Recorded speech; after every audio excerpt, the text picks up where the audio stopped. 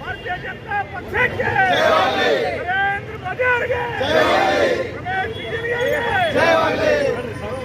ನರೇಂದ್ರ ಮೋದಿ ರಾಹುಲ್ ಗಾಂಧಿ ಜೈ ಶ್ರೀರಾಮ್ ಜೈ ಶ್ರೀರಾಮ್ ಜೈ ಶ್ರೀರಾಮ್ ನರೇಂದ್ರ ಮೋದಿ ಅವರಿಗೆ ಸುಳ್ಳು ರಾಹುಲ್ ಗಾಂಧಿಗೆ ಸುಳ್ಳು ರಾಹುಲ್ ಗಾಂಧಿ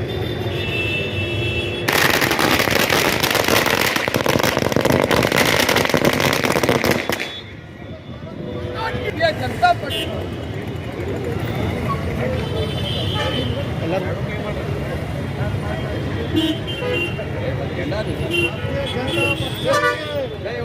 नरेंद्र मोदी ಅವರಿಗೆ नरेंद्र मोदी ಅವರಿಗೆ ಭಾರತ್ ಮಾತಾ ಕಿ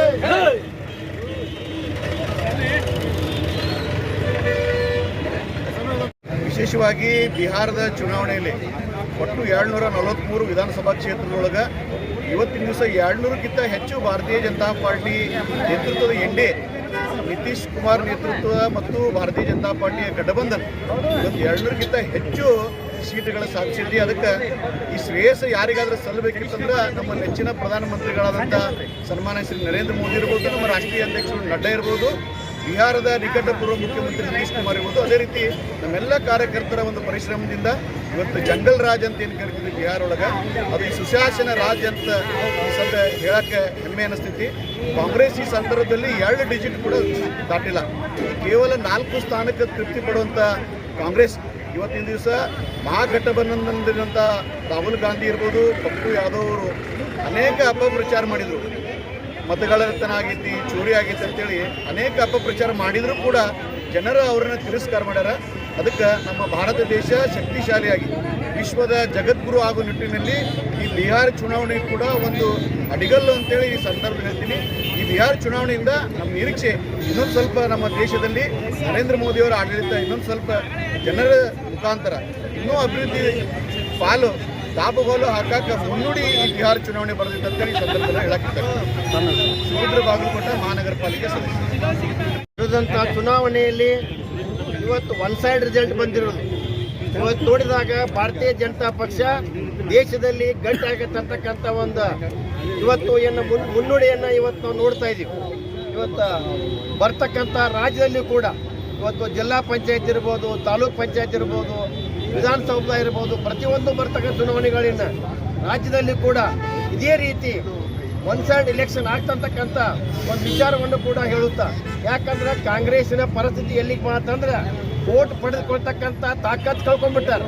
ಅದನ್ನು ಮಾಡಲಾರ್ದ ಇವತ್ತು ಯಾವ ರೀತಿ ನನಗೆ ಎಲ್ಲ ಡೊಂಕ ಹೇಳ್ತಕ್ಕಂಥ ಡ್ಯಾನ್ಸ್ ಮಾಡ್ತಕ್ಕಂಥ ವ್ಯಕ್ತಿಗಳಿಗೆ ಡ್ಯಾನ್ಸ್ ಮಾಡೋಕ್ಕೆ ಬರೋದಿಲ್ಲ, ಎಲ್ಲ ಡೊಂಕ ಅಂತಕ್ಕಂಥ ಹೇಳಿಕೆಯನ್ನು ಹೇಳ್ತಾರೆ. ಆ ರೀತಿ ಇವತ್ತು ತಮಗೆ ಗೆಲುವಿಗೆ ಆಗ್ತಾ ಇಲ್ಲ ಅಂತಕ್ಕಂಥದ್ದು ಅದನ್ನು ಅದು ಮುಟ್ಲಾರದ ಪರಿಸ್ಥಿತಿ ಬಂದ್ಬಿಟ್ಟಾರೆ ಇವತ್ತು ಅವರು. ಅದಕ್ಕೆ ಇವತ್ತು ಮತದೋರಿ ಅಂತಕ್ಕಂಥ ಹೇಳ್ಕೊಳ್ತಕ್ಕಂಥದ್ದು ಏನು ಮತದಾರ ಕೊಟ್ಟಂಥ ತೀರ್ಪಿಗೆ ಇವತ್ತು ದೇಶದ ಜನತೆಗೆ ಕೂಡ ಅವಮಾನ ಮಾಡ್ತಾ ಕೆಲಸ ಮಾಡಕತ್ತಾರೆ ಅಂತಕ್ಕಂಥ ಒಂದು ಎಚ್ಚರಿಕೆಯನ್ನು ಕೂಡ ಅವರಿಗೆ ಕಾಂಗ್ರೆಸ್ಸಿನ ಎಲ್ಲ ವ್ಯವಸ್ಥೆಗೆ ನಾನು ಖಂಡಿಸುವ ಮೂಲಕ ಇವತ್ತು ಜನರ ಮತವನ್ನು ಕೊಟ್ಟಂಥ ಗೆಲುವನ್ನು ತಲೆಬಾಗಿ ಸ್ವೀಕರಿಸಿ ಇವತ್ತು ಮುಂದೆ ಬರ್ತಕ್ಕಂಥ ದಿನಮಾನದಲ್ಲಿ ಕೂಡ ಈ ಭಾರತೀಯ ಜನತಾ ಪಕ್ಷದ ಏನು ಕಾರ್ಯಯೋಜನೆಗಳದಾವು ಇವತ್ತು ಬಡವರಿಗಾಗಿ, ಜನಸಾಮಾನ್ಯರಿಗಾಗಿ, ದೀನ ದಲಿತರಿಗಾಗಿ ಕೊಡ್ತಕ್ಕಂಥ ಒಳ್ಳೆಯ ಕಾರ್ಯಕ್ರಮಗಳಿಂದ ಇವತ್ತು ಭಾರತೀಯ ಜನತಾ ಪಕ್ಷ ಬರ್ತಕ್ಕಂಥ ದಿನದಲ್ಲಿ ಯಶಸ್ವಿಯನ್ನು ಕಾಣ್ತಕ್ಕಂಥ ಮಾತನ್ನು ಹೇಳಿ ನಾನು ಇವತ್ತು ಈ ವಿಜೃಂಭಣೆಯಲ್ಲಿ ಆಚರಿಸ್ತಾ ಇದ್ದೀನಿ. ಇವತ್ತಿನ ಬಿಹಾರ ಸಾರ್ವತ್ರಿಕ ಚುನಾವಣೆಯಲ್ಲಿ ವಿಜಯೋತ್ಸವವನ್ನು ವಹಿಸಿದಂಥ ಭಾರತೀಯ ಜನತಾ ಪಕ್ಷದ NDA ಮೈತ್ರಿಕೂಟದ ಈ ಫಲಿತಾಂಶ ಅತಿ ಸಂತೋಷವನ್ನು ತಂದಿದೆ. ಇವತ್ತು ನಾವು ಮೊದಲನೇದಾಗಿ ರಾಹುಲ್ ಗಾಂಧಿಯವರಿಗೆ ಕೃತಜ್ಞತೆ ಸಲ್ಲಿಸಬೇಕಂತ ನಾನು ಭಾವಿಸ್ತೀನಿ. ಯಾಕಂದರೆ ರಾಹುಲ್ ಗಾಂಧಿಯವರ ತಪ್ಪುಗಳಿಂದ ಅವರು ಏನು ಸಣ್ಣ ಮಕ್ಕಳ ಬುದ್ಧಿ ಅವರ ಪ್ರಯತ್ನ ಇದೆ, ಅದರಿಂದ ಇವತ್ತು ಕಾಂಗ್ರೆಸ್ ಹೀನಾಯವಾಗಿ ಸೋಲುವಂಥ ಪರಿಸ್ಥಿತಿ ಬಂದಿದೆ. ಈ ವೋಟ್ ಚೋರಿ ಅನ್ನುವಂಥದ್ದಾಗಿರ್ಬೋದು ಅಥವಾ ದೇಶದ್ರೋಹಿ ಚಟುವಟಿಕೆಗಳ ನಡೆದಾಗ ದೇಶದ ಪರವಾಗಿ ನಿಲ್ಲದೆ ದೇಶದ್ರೋಹಿಗಳ ಪರವಾಗಿ ನಿಲ್ಲುವಂಥ ಅವರ ನಿಲುವೇನಿದೆ, ಅವರ ಸೋಲಿಗೆ ಇದೇ ಕಾರಣ ಅಂತ ನಾನು ಅನ್ನಿಸ್ತೀನಿ. ಯಾಕಪ್ಪ ಅಂದ್ರೆ ಇವತ್ತು NDA ಸರ್ಕಾರ, ನಮ್ಮ ನರೇಂದ್ರ ಮೋದಿಯವರ ಸರ್ಕಾರ, ಅವರ ಕೆಲಸಗಳನ್ನು ಸಾರ್ವಜನಿಕರು ಮೆಚ್ಚಿದ್ದಾರೆ. ಇವತ್ತು ಲಾಲು ಪ್ರಸಾದ್ ಯಾದವ್ ಆಗಿರ್ಬೋದು, ನಮ್ಮ ಒಟ್ಟಾರೆ NDA ಮೈತ್ರಿಕೂಟದಲ್ಲಿ ನಾವು ನಿರೀಕ್ಷೆಗೆ ಮೀರಿ ಜನ ನಮ್ಮನ್ನು ಮತ ನೀಡಿದ್ದಾರೆ. ನಾನು ಮೊದಲನೇದಾಗಿ ಅಲ್ಲಿ ಮತ ನೀಡಿದಂಥ ಜನರಿಗೆ ಹೃತ್ಪೂರ್ವಕ ನಮನಗಳನ್ನು ಸಲ್ಲಿಸೋಕ್ಕೆ ಇಚ್ಛೆಪಡ್ತೀನಿ. ತಮ್ಮ ಹೆಸರು? महेंद्र कुमार नायक, जिला बीजेपी उपाध्यक्ष विजयपुर.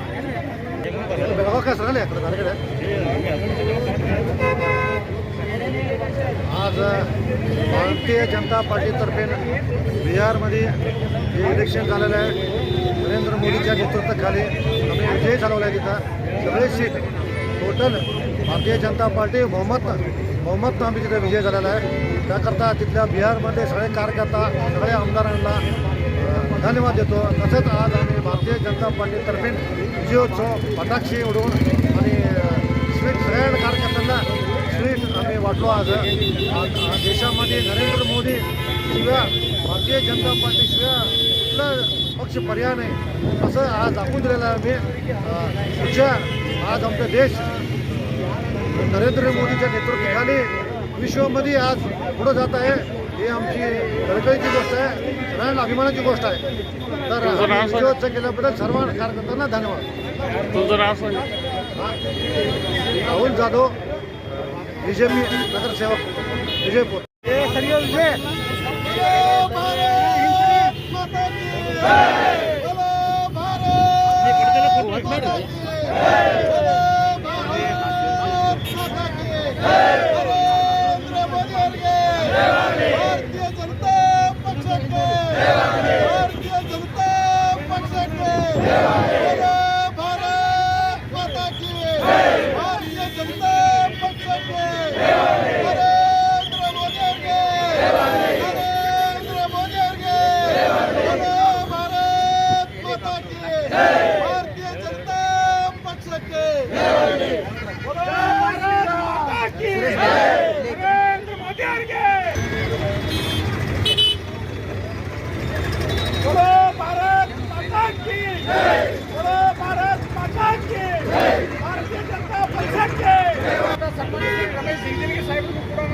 ಸ್ವಾಗತವನ್ನು ಬಯಸ್ತೇನೆ. ಅದೇ ತರನಾಗಿ ಮಾಜಿ ಸಚಿವರು ನಮ್ಮ ಪಕ್ಷದ ಹಿರಿಯ ಮುಖಂಡರಾದ ಅಪ್ಪಸಾಹೇಬ್ ಪಟೇಲ್ ಶೆಟ್ಟಿ ಅವರಿಗೂ ಕೂಡ ಸುಂದರ ಸ್ವಾಗತವನ್ನು ಬಯಸ್ತೇನೆ. ಅದೇ ರೀತಿಯಾಗಿ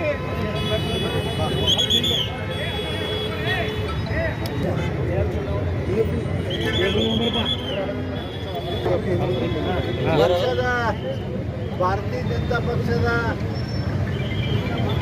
ಅಧ್ಯಕ್ಷರಾದ ಅಂಗಡಿ ಅಣ್ಣವರೇ, ಅಪ್ಪಣ್ಣ ಪಟೇಲ್ ಶೆಟ್ಟಿ ಅವರೇ, ಚಂದ್ರಣ್ಣ ಕೌಟಿಗೆ ಅವರೇ, ಇಲ್ಲಿ ನೆರೆದಿರ್ತಕ್ಕಂಥ ಎಲ್ಲ ನನ್ನ ಪಕ್ಷದ ಹಿರಿಯ ಮತ್ತು ಕಿರಿಯ ಬಂಧುಗಳೇ, ತರುಣ ಮಿತ್ರರೇ, ಪತ್ರಿಕಾ ಬಂಧುಗಳೇ, ಇವತ್ತಿನ ದಿನ ಇಡೀ ದೇಶದಲ್ಲಿ ಜನರು ಈ ಒಂದು ಸಂತೋಷದ ಸಂಗ್ರಾಮವನ್ನು ಪಕ್ಷದ ಕಾರ್ಯಕರ್ತರು ಇಡೀ ದೇಶ ತುಂಬ ಆಚರಣೆ ಮಾಡ್ತಾ ಇದ್ದಾರೆ. ಅದರ ಹಿನ್ನೆಲೆಯಲ್ಲಿ ನಾವು ಕೂಡ ಪಕ್ಷ ಇವತ್ತು ಬಿಹಾರದಲ್ಲಿ ಅತ್ಯಂತ ಬಹುಮತವನ್ನು ಗಳಿಸಿ ಸುಮಾರು 192 ಸೀಟ್ಗಳನ್ನು ಗೆಲ್ಲತಕ್ಕಂಥ ಪ್ರಯಾಸ ಮಾಡ್ಯಾರ. ಇದಕ್ಕೆಲ್ಲವೂ ಕೂಡ ಕಾರಣ ಯಾರಪ್ಪ ಅಂದರೆ ಪಕ್ಷದ ಕಾರ್ಯಕರ್ತರು. ಇದೆಲ್ಲರೂ ಮೋದಿಯವರ ಒಂದು ಚರಿಮೆ, ಮೋದಿಯವರ ಒಂದು ಮೋದಿಯವರ ಸಾಧನೆ ಮತ್ತು ಅವರೊಂದು ಮೋದಿಯವರ ಚರಿಸ್ಮಾ, ಅವರ ಸಾಧನೆ, ಇವೆಲ್ಲವೂ ಕೂಡ ಒಂದು ಸೇರಿ ಇವತ್ತು ಬಿಹಾರದಲ್ಲಿ ಯಾರೂ ಕೂಡ ಇವರು ಜ್ಞಾಪಿಸಿರಲಿಲ್ಲ ಅಥವಾ ಯಾರಿಗೂ ಕೂಡ ಕಲ್ಪನಾತೀತವಾದಂಥ ಒಂದು ರಿಸಲ್ಟು ಈ ದೇಶದ ಬಿಹಾರಿನ ಜನ ಭಾರತೀಯ ಜನತಾ ಪಕ್ಷಕ್ಕೆ ಕೊಟ್ಟಾರ ಅಂಥೇಳಿ ಅತ್ಯಂತ ಸಂತೋಷದಿಂದ ಈ ಸಂದರ್ಭದಲ್ಲಿ ನಾನು ಹೇಳಿ, ಇದೊಂದು ನಮ್ಮ ದೇಶದಲ್ಲಿರ್ತಕ್ಕಂಥ ಎಲ್ಲ ಭಾರತೀಯ ಜನತಾ ಪಕ್ಷದ ಕಾರ್ಯಕರ್ತರಿಗೆ ಒಂದು ಸಿಹಿಯನ್ನು ಕೊಡ್ತಕ್ಕಂಥ ಕೆಲಸ ಬಿಹಾರ್ನವ್ರು ಮಾಡ್ಯಾರ. ಇವತ್ತು ನಮ್ಮ ಪಕ್ಷ ಇನ್ನಿಷ್ಟು ದೇಶದಲ್ಲಿ ಭಾಳ ಚೆನ್ನಾಗಿ ಬೆಳೀಲಿಕ್ಕೆ ಅವಕಾಶ ಆಗ್ಯದ. ಎಲ್ಲಿಯೂ ಕರ್ನಾಟಕದಲ್ಲಿಯೂ ಕೂಡ ಅದೇ ರೀತಿ, ಕರ್ನಾಟಕದಲ್ಲಿಯೂ ಕೂಡ ನಮ್ಮ ಪಕ್ಷ ಸಂಪೂರ್ಣವಾಗಿ ಏನು ಭಾಳ ಜನರಿಗೇನು ಪಕ್ಷ ಬೆಳೆಲ್ತು ಅಂತ ತಿಳ್ಕೊಂಡಾರ, ಹಂಗೇನಿಲ್ಲ. ಯಾರು ರಮೇಶ್ ಜಿಗಜಿಣಗಿ ಅದು ಪಕ್ಷ ಅಲ್ಲ, ಅದು ಪಕ್ಷ ಎಲ್ಲ ಕಾರ್ಯಕರ್ತರ ಪಕ್ಷ ಇದ್ದು ನಮ್ಮ ಪಕ್ಷ ಇನ್ನೂ ಕೂಡ ಅತ್ಯಂತ ಸದೃಢವಾಗಿ ಐತಿ ಅಂತೇಳಿ ನಾನು ಹೇಳಿ ಅದರ ಜೊತೆ ಇನ್ನಿಷ್ಟು ಕೂಡ ಸದೃಢವಾಗಿ ಪಕ್ಷ ಬೆಳೆಸಲಿಕ್ಕೆ ನಮ್ಮ ಜಿಲ್ಲೆಯಲ್ಲಿ ನಾವು ಕೂಡ ಎಲ್ಲರೂ ಪ್ರಯತ್ನ ಮಾಡ್ತೇವೆ ಅಂತೇಳಿ ಈ ಸಂದರ್ಭದಲ್ಲಿ ಹೇಳಿ ನಿಮ್ಮೆಲ್ಲರಿಗೂ ನಾನು ಎರಡು ಮಾತು ಮುಗಿಸ್ತೀನಿ.